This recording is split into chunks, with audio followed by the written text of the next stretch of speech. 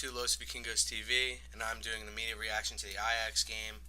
So, I thought Ajax really turned an unfair result. I thought they deserved more from this game than what they got, especially because in the first half they completely dominated us. And if it wasn't for VAR, which was a correct call, they would have been up 1-0. But before I get into that, I just want to say two shout outs. First shout out to Sergio Ramos for his 600th game for Real Madrid. Um, it shows how healthy he's been and his longevity in the game. He came to Real Madrid at 19 as a right back from Sevilla, and then eventually became a center back. And those days at right back really helped him become the best center back in the world, in my opinion. That's because of his ball playing skills as a center back. And his ball playing skills aren't the best, but they're definitely up there. He's got, for a center back, he's one of the best ball playing center backs in the world. Also, he's at 161 games played for Spain and could easily reach 200 if he doesn't go down the Gerard Piqué route of retiring early. So hopefully he gets there, and hopefully he plays hopefully 150 more games for Real Madrid, gets to 750, and I would love that. He's one of my favorite players, one of my favorite players of all time. Also, shout out to Karim Benzema for his 60th Champions League goal, which puts him only behind Raul by 11. So, what's pretty impressive about that is he's fourth all time, and by the end of his career, he'll most likely be third all time in Champions League scoring. And that's super impressive, especially to have three Real Madrid players on that list out of the top four. That's pretty awesome, especially because the top three have really played most of their careers at Real Madrid. Or not the top three. Three out of the top four have played most of their careers at Real Madrid. Also, the last note I want to do before I got into the VAR incidents is this was the first away win for a team at Johan Cruyff Arena, and that's awesome for Real Madrid to be the first team to do that, because it shows that it's really not easy to go there and turn out a result. I would have been happy with a 1-1 result, especially with the way we played, and we were really lucky to get that last bounce for Asensio to go in. So before I get into VAR, also there was a few changes I would have done. I would have probably started Bale, Bale, Benzema, and Asensio in my front three instead of Bale, Benzema, and Vinicius. I thought Asensio looked good today. He looks hungry. He hasn't really had a great year, but I think he's going to come into his own. He's a big game player. This is the first year he ever went to a World Cup, ever having to play for his country in the summer. And you'd argue, well, the year before, he went to the U23 World Cup or U23 tournament, and yeah, he did, but that's completely different scene. He had no responsibility. He had all the responsibility for the team, but it wasn't under the microscope as the Spain team was, especially with all that talent that they have on that team.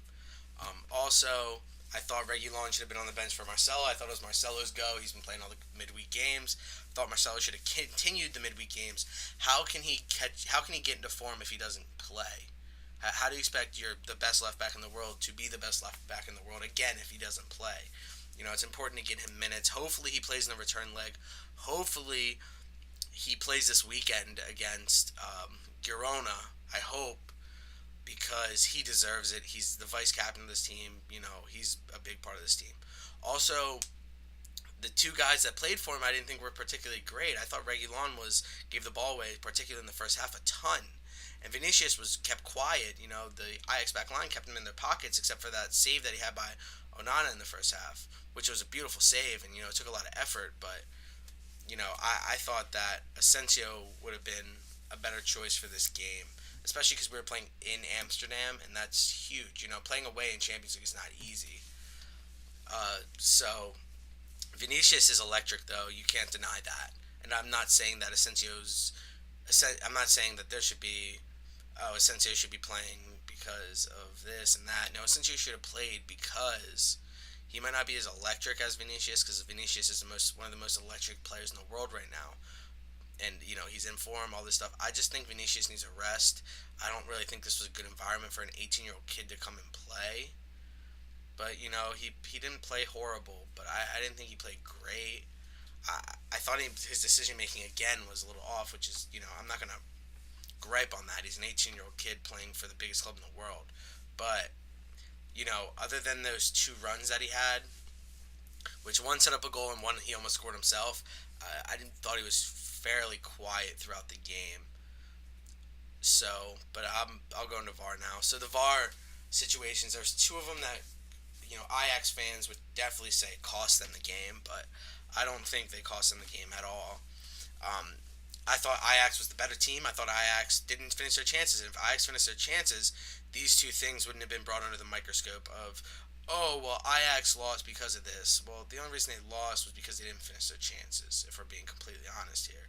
So, the first one was a Courtois one where Courtois has a blunder where he lets the ball bounce off his body instead of catching it on a corner, and then it lands to an Ajax player. It doesn't get cleared. He heads it in, and then another Ajax player is impeding him from getting to the ball, which he wouldn't have gotten to anyway. But Courtois, being 6'7" and having the wingspan of like 7'5", he definitely would have had a chance. But he impeded him. I don't think he would have got to the ball anyway. So they score. They take it to VAR. They review it, and it was correctly ruled off and ruled not a goal, and it was a correct decision. And I was happy it was the correct decision, but I wasn't out here like, oh man, that wasn't a goal. Like, that shouldn't have went in. Like, I wasn't complaining. I was like, you know what, they deserve that. They've been grinding. They deserve that goal. Like I said before, they had an unfair result. I thought Ajax should have came away with at least a point today, at least a tie. They should have won the game, but they. That's what happens when you don't put away your chances against Real Madrid. They come back and punish you. You saw it last year with Bayern Munich in the Champions League. I think it was the semifinal. Maybe it was either quarters or semis. And Bayern just did not put away their chances, and it led to them losing in extra time. And that's just what happened. Um, and then the other one was the Vasquez one where he threw De Jong to the floor, and then we scored because of it. And we didn't score because of it. It had happened, and then it had happened. It was completely out of the play. Carvajal already had the ball by the time that he had threw De Jong to the floor, and it really wasn't important. It had nothing to do with the lead up of the play. Yeah, was it a foul? 100% it was a foul, but it had nothing to do with the play. De Jong wasn't going to get back and stop the goal. Vasquez wasn't going to get up there and score the goal. Neither of them would have had any outcome on the play. And as a Real Madrid fan, all you have to do is look at the Atletico game over the weekend, where Correa tosses Vinicius. He doesn't toss him, but he shoulders him. It was a foul. It wasn't a clear-cut foul, but it was definitely a foul in my opinion. And then Correa gets the ball, passes to Griezmann on a run. Griezmann five-holes Courtois, and next thing you know, game. It's game on, tied 1-1. They take it to VAR, and they rule that it was okay because nobody called it, and that's how I feel about this one. And that's my opinion on the VARs, and I'm over it both. And my one friend was complaining about it to me because he's a Man U fan. He's like, well, we didn't get those yesterday, and I was just like, it depends what the head ref says. It's up to the head ref. If the head ref is more willing to do that, then he'll look at it. But the one ref thought he was in control of the game, and he thought he was right, and that's fine. Um, so the first half was horrible. It was, and I don't mean that Madrid was horrible because Madrid was horrible, but it was a result of Ajax's great press, and that's why Madrid was horrible.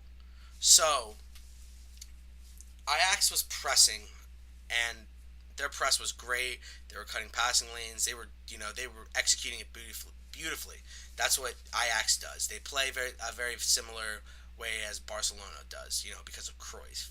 But I thought that Ajax would have been up by a lot if it wasn't for Nacho, Sergio Ramos, Danny Carvajal, and Casemiro. I thought they were putting out fires the entire first half, and they were the last defense, and they were stopping it. I thought Reguilon gave away the ball way too much. The left side, in my opinion, was really weak, especially in comparison to the right side, which I thought in general was pretty good. You had Danny, Luca, and Bale. They were creating stuff on that right side. Well, the left side, on the other hand, wasn't really doing much. We couldn't get the ball out of the left side. They were really attacking that left side. Like Marcelo was there, and Marcelo wasn't there. And Reguilon's supposed to be the more defensive of the two, and he just wasn't really. He was okay. It was nothing special, and Vinicius didn't help. He helped back on defense, but he didn't help get the ball out like he normally does. The right back just kept him in his pocket the entire game. Every single time he touched the ball, he just put his hands on him and outmuscled him. And you can do that. That's part of the game. And I saw a statistic somewhere that since Vinicius started playing Real Madrid, I think it's like 42% of their attacks go down the left side or something like that. So I'm sure Ajax saw that and they're like, okay, let's put a stop to this. So they put a stop to it. I thought Tony Cruz was the only one who was good on that left side. And I thought Tony Cruz was good. He was intelligent. I wouldn't say he was great, but he was definitely, he's typical press resistant Tony Cruz. Doesn't make many mistakes. I'm sure he had a high passing percentage. I haven't seen the statistics yet for that, but I'm sure it was pretty high. So other than the blunder, I thought Courtois was pretty good, especially in the 35th minute. He made a great save, one on one, that really could have opened up the game, especially if they went up 2-0. So I thought Courtois was pretty good. He really didn't have to work as hard in the second half as he did in the first, but he still had to work. Dolberg got that breakaway on the last minute that he botched, and Courtois saved it easily, and then Danny Carvajal headed it to him, and that was the end of it. But like I said, I thought Ajax had a ton of chances that they could have finished, and they just didn't. And I was happy to come out of the first half at 0-0 because Madrid wasn't good and Ajax was good. But the second half, it was a uptick in form, 100% uptick in form. So with that uptick in form, Bale was running at Talafinco all day. They were playing balls over the top, and we started to control the tempo a lot more. The counter press was a lot better than it was in the first half. I thought we were all over the place in the first half, where in the second half, our counter press was a lot good. We were cutting passing lanes, played with a lot more intensity that you would expect from Real Madrid. They started to control the game more, which you would expect from three out of three, and then 4 out of 5 Champions League winners.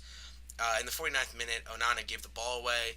Madrid then controlled the ball. This was kind of like the moment where I was like, okay, like they look a lot better. They controlled it. They worked themselves out of the little press on the right side that Ajax had, and then it created a chance for Benzema, who it got saved, but it was a great play.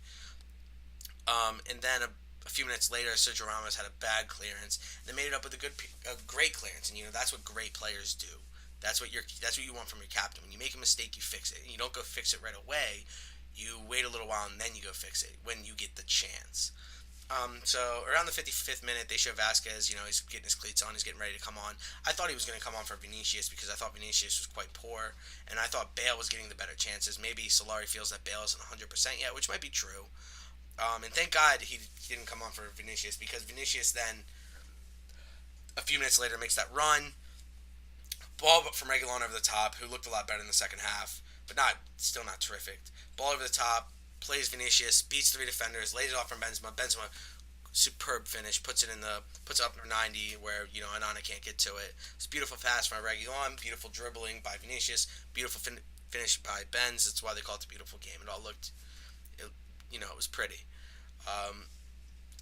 Also, I wanted to shout out to Sergio Ramos and Tony Cruz and Nacho and all these, and Casemiro, that midfield, that defense, the veterans. Those guys are reading the game. They really have an elite sense of what's going on.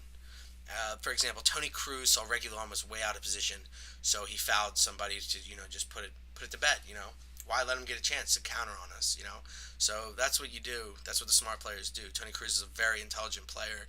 You can tell just by watching him. He probably has one of the highest IQs on the soccer IQs on the team. So around the 70th minute, Benzema comes off for Asensio, and personally, I think that was the wrong change at the time. If anything, you should have went like for like with Vinicius for Asensio, or Mourinho for Benzema, or if you were going to do Asensio for Benzema, you should play Asensio as a false nine and kind of let him drop into that midfield, help you build up, get up the field, especially with how late in the game, because with 20 minutes left, they started pressing a lot better.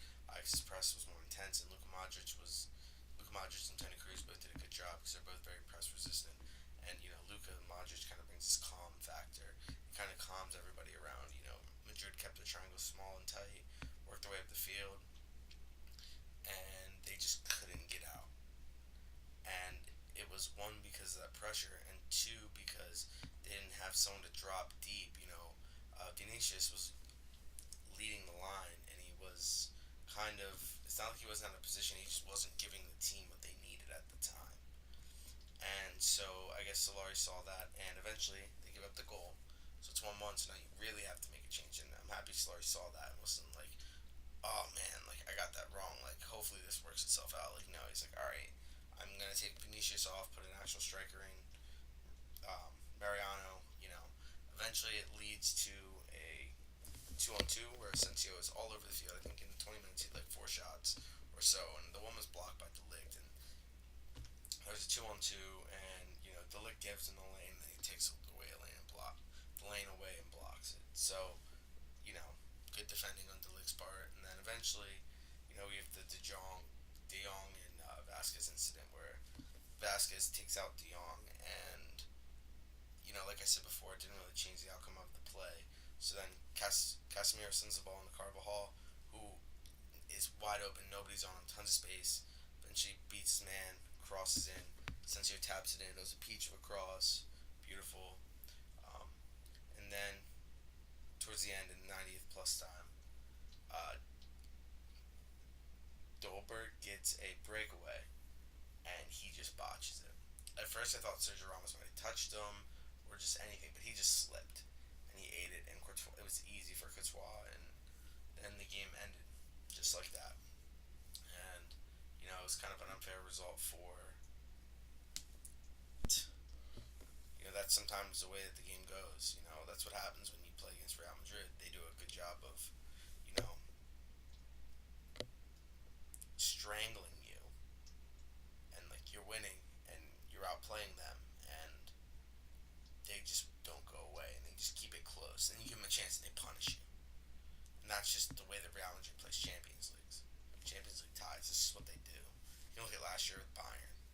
You know, Bayern, first leg they killed Bayern. Second leg, Bayern comes back, but then Madrid slowly but surely killed it off.